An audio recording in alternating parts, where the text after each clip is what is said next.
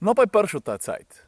5 sladkih, 3 kisle. No in zato, ker ga je tako težko ignorirati, ne glede na način vožnje, je ta prva ta sladka pripadla zadevi, ki se skriva tukaj noter. A veš, kakorkoli pogledaš, tale 3-litrski dizelski motor je tak, poln presežnikov. Valjda je hud podatek že to, da rečem, da ima 3 litre prostornine in da iz te prostornine uspe zvleči kar 380 konjev. No, ampak kako to uspe narediti? To je tista ta huda fora. A veš, je tako, da ta avto nima ene, nima dveh, ampak ima kar 3 turbinske polnilnike.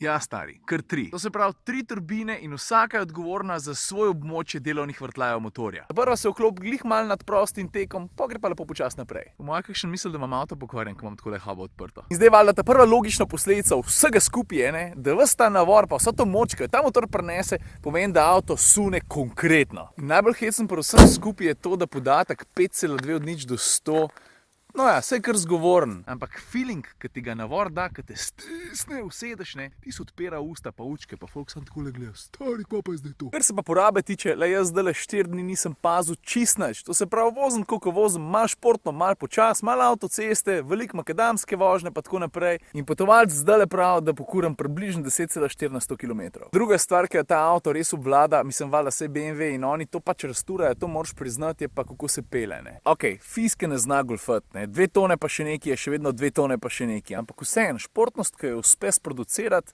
pa kako se drži v vinku, je kar impresivna. Ampak jaz v takem avtu najprej in vedno iščem udobje. No in tudi tega zna X6 ponuditi v izobilju, ne. Zdaj se par dni vozim po takih res, no ja, boljših pa tudi zelo slabih makadamskih poteh, pa moram reči, da se večino časa počutim, kot da bi vozil po putrčku. No se po drugi strani bi bilo pa že malo narodno, ne, če daš ti za avto 135 plus jurjev, pa da se ne bi dobro pelil. Ne glede na to, ali si na asfaltu ali pa na makadamu, če govorimo o športnem terencu. Ta tretja sladka je pa zvočen sistem.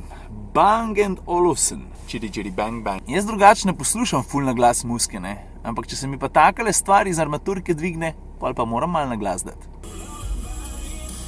Jaz drugače res nisem strokovnjak za musko v nobenem pogledu, pa tudi res ne ločim zdaj, koliko so hudi basi, koliko niso hudi basi. Ampak meni se zdi, da to, ki tukaj noter slišim, kar orang. Audiofili, vi pa čilerite, okej? Ker vem, da obstaja 1000 različnih načinov, kako dobro muziko poslušati in biti v avtu verjetno ni eden izmed tistih idealnih. Numero 4, nočni vid. A vidiš, tole je ta tipka, ki ga sproši.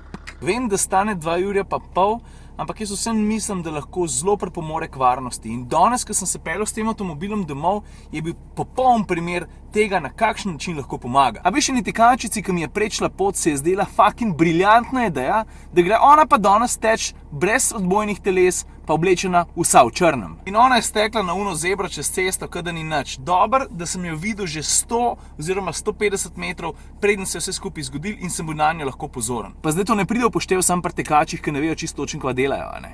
Vse skupaj pride zelo prav tudi, ko se peleš zvečer ali pa po noč ali pa zgodaj zjutraj, čez polje, levo, desno, ti ne vidiš nič, ti vidiš samo to, kar osvetlijo žarometi.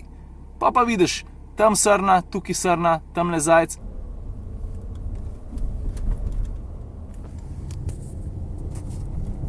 Okej.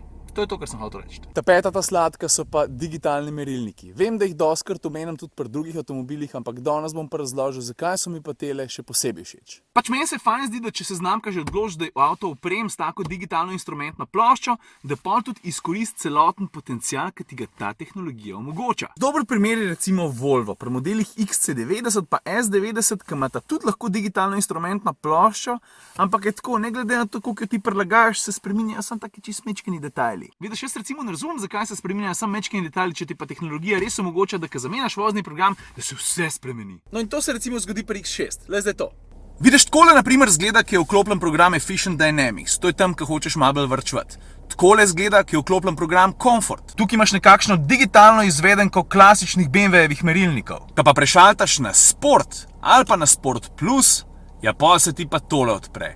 In če tole ni cool, saj za športne voznike, ja, pa tudi ne vem. Okej, še 3 ta kisle.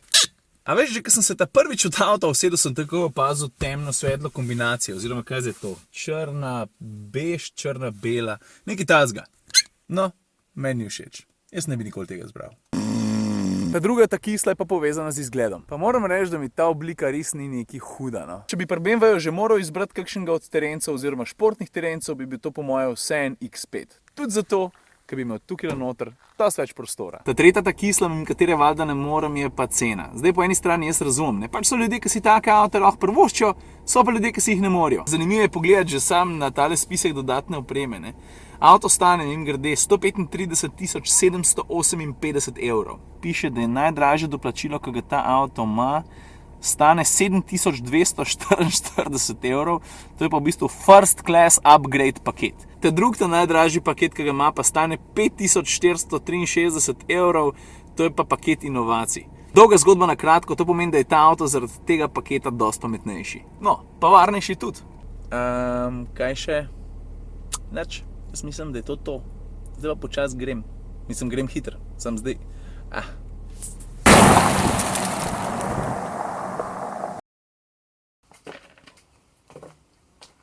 Kako zna mati narava vse skupaj narediti tako zelo učinkovito, pa ne samo to, tudi skrajno estetsko. Daj ne mi reči, da ni tole nekaj najlepšega, no.